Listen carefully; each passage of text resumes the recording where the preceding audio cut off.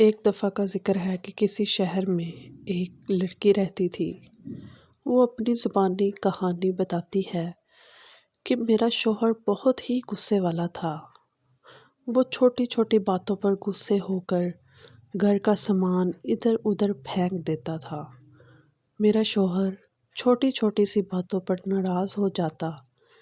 میں نے اس کو کئی بار سمجھانے کی کوشش کی، پر اس کو میرے سمجھانے کا الٹا اثر ہوتا تھا۔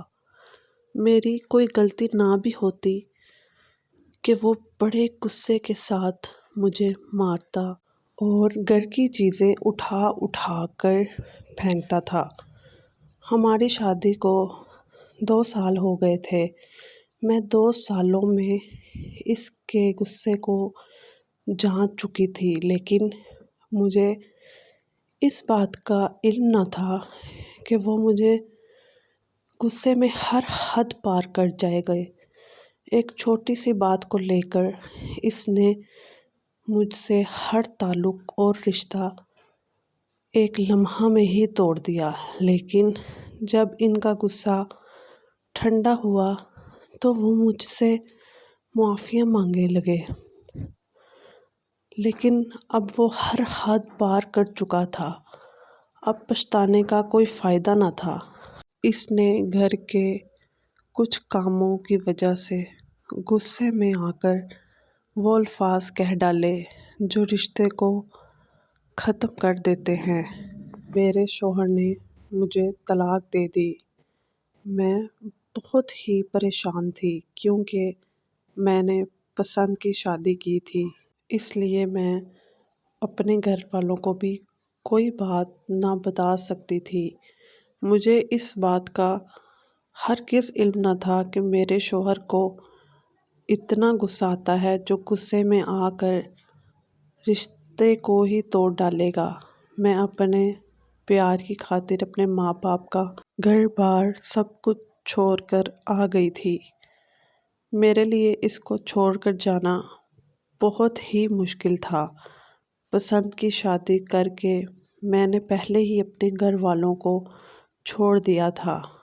عامر کے اس رویے نے تو میرا جینا ہی حرام کر رکھا تھا۔ جب میرے شوہر کا غصہ ٹھنڈا ہوا تو اس نے ان سب باتوں کا ایک ہی حل نکالا، جس کو میں سن کر حیران و پریشان ہو گئی تھی۔ جس گھر میں ہم رہ رہے تھے، ہمارے ساتھ میرے شوہر کا ایک بھانجا رہتا تھا۔ اس کے والدین فوت ہو چکے تھے۔ عامر نے اس کو اپنے پاس رکھ لیا تھا۔ اس کا نام عابد تھا۔ اس کی عمر 13 سال تھی۔ میرے شوہر نے کہا کہ تم اس کے ساتھ حلالہ کر لو، تم اس کے ساتھ حلالہ کر کے پھر میرے ساتھ آ جانا۔ عامر کی بات سن کر میں رونے لگ گئی۔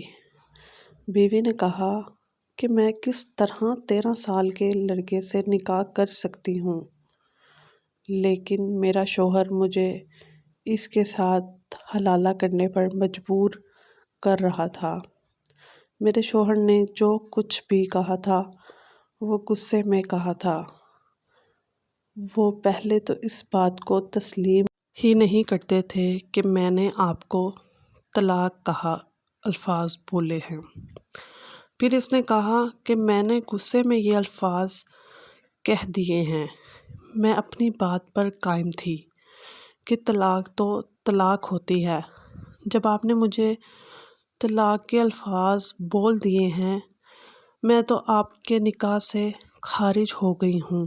عامر نے کہا کہ تم اسی گھر میں رہ کر اپنی عدت پوری کر لو۔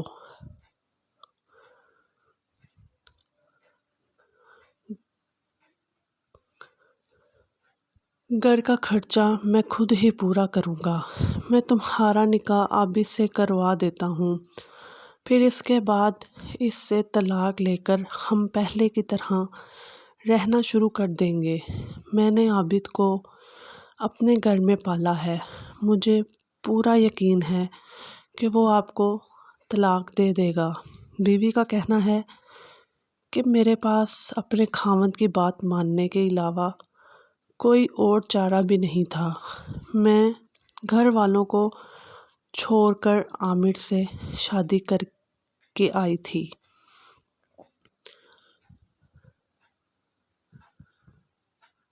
میں اور عامر ہمسائے تھے۔ میں اور عامر اکٹھے اسکول جایا کرتے تھے۔ ہم کو ایک دوسرے سے محبت ہو گئی۔ پھر ہم نے گھر والوں کو ناراض کر کے شادی کر لی۔ عامر بہت ہی جذباتی تھا۔ یہ محلے والوں سے چھوٹی چھوٹی باتوں سے لڑتا جھگڑتا رہتا تھا۔ ایک دن عامر نے اپنی والدہ کو رشتے کے لیے ہمارے گھر بھیجا، لیکن میرے گھر والے عامر کو اچھا نہیں سمجھتے تھے۔ میرے گھر والوں نے رشتے سے انکار کر دیا۔ اس دن کے بعد ہم دونوں گھر والوں سے چھپ چھپ کر ملتے تھے۔ عامر نے میرے ساتھ وعدہ کیا کہ تم میرے ساتھ شادی کرو، میں تم کو پیار اور محبت سے رکھوں گا، تم سے کبھی بھی ناراض نہیں ہوں گا۔ وہ مجھ سے بہت ہی پیار کرتا تھا۔ میں بھی اس وقت عامر کے پیار و محبت میں پاگل تھی۔ میں اس وقت جوانی کی دہلیز پر تھی۔ جب بھی ہم علیحدگی سے ملتے تھے تو عامر مجھے میٹھی میٹھی باتیں سناتا تو میں ان کی باتوں میں آ جاتی تھی۔ میں اور عامر ہر حد پار کر چکے تھے۔ اب عامر سے شادی کرنا میری مجبوری بن چکی تھی۔ میں اور عامر نے فیصلہ کیا کہ گھر سے بھاگ کر شادی کر لیتے ہیں۔ گھر والوں سے چھپ چھپ کر ہونے والی ملاقاتوں نے ہمارے اندر ایسے طوفان پیدا کر دیے تھے کہ ہم دونوں کے لیے ایک دوسرے کے جذبات کو روکنا اور برداشت کرنا ہمارے بس میں نہ تھا۔ کافی بار ایسا ہوا کہ ہم اپنے پیار و محبت کے چکروں میں اپنا آپا کھو بیٹھے تھے۔ میری عمر 18 سال تھی کہ میں اس کے پیار و محبت کے چکر میں اپنے گھر سے بھاگ کر شادی کر لی۔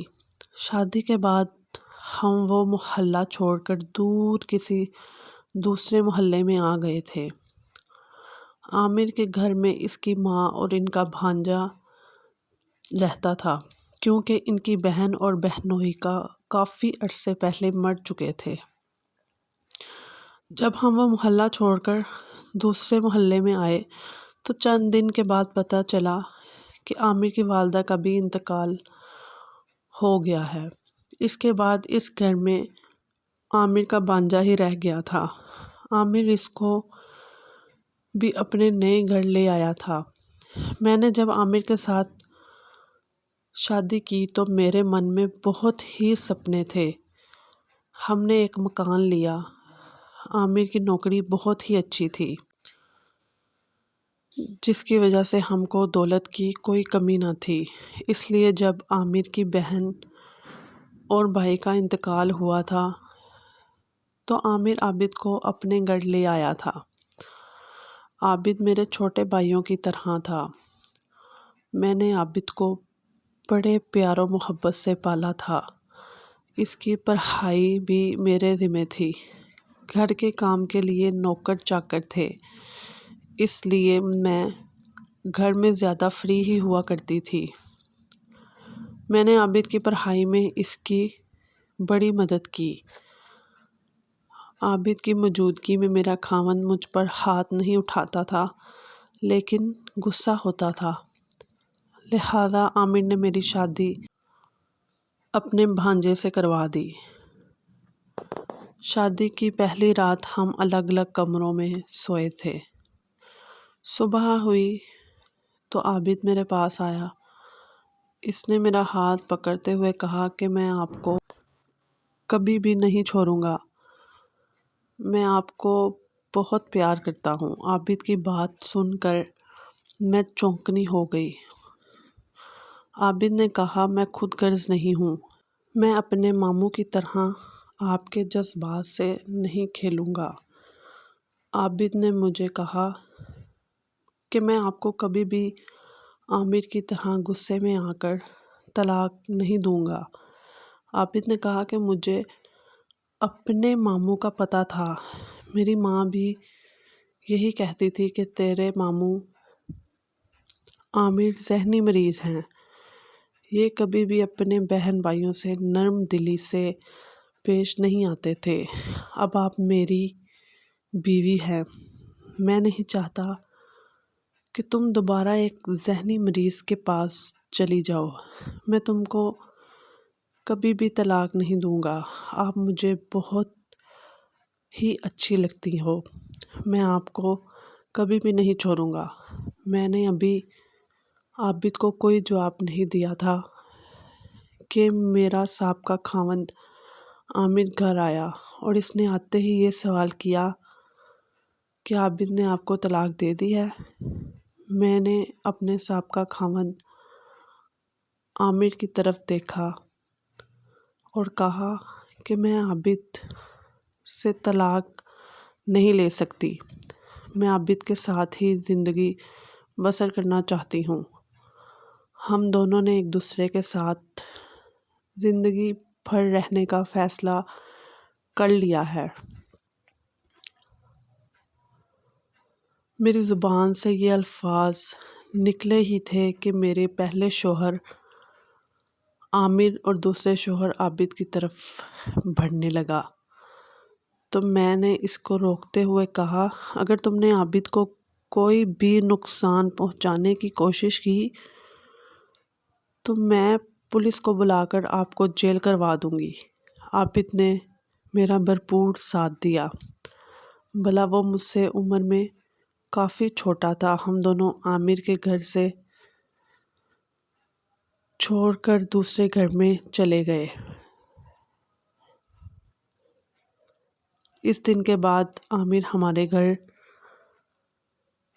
کافی بار آیا اور ہم کو کہتا کہ میں نے تم دونوں پر کافی احسان کیے ہیں، لیکن اس وقت میرے دل میں اپنے سابقہ شوہر عامر کے لیے کوئی محبت نہ تھی۔ یہ بات کر کے عامر اپنے آفس چلا گیا۔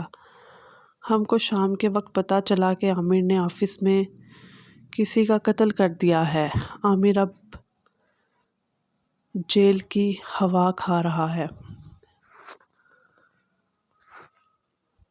میں اپنی سہیلیوں کو یہ نصیحت کرنا چاہتی ہوں کہ کبھی بھی اپنے والدین کی مرضی کے خلاف کوئی قدم مت اٹھائیں۔ جہاں ان کی رضامندی ہو، ان کی خوشی میں خوش رہیں۔ میں نے گھر سے بھاگ کر جو شادی کی تھی، اس کی سزا میں نے پا لی ہے۔